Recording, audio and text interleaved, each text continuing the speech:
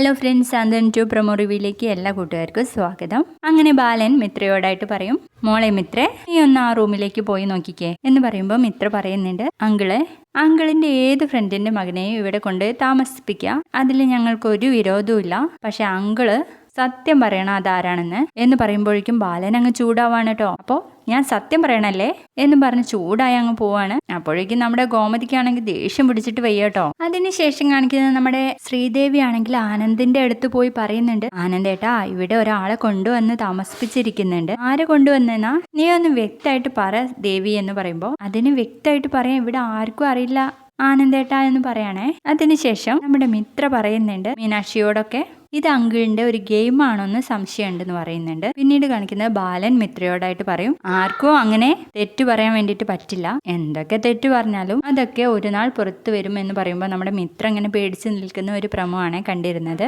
Video ഇഷ്ടപ്പെടുകയാണെങ്കിൽ ഒന്ന് like ചെയ്ത് സപ്പോർട്ട് ചെയ്യണേ. ബൈ.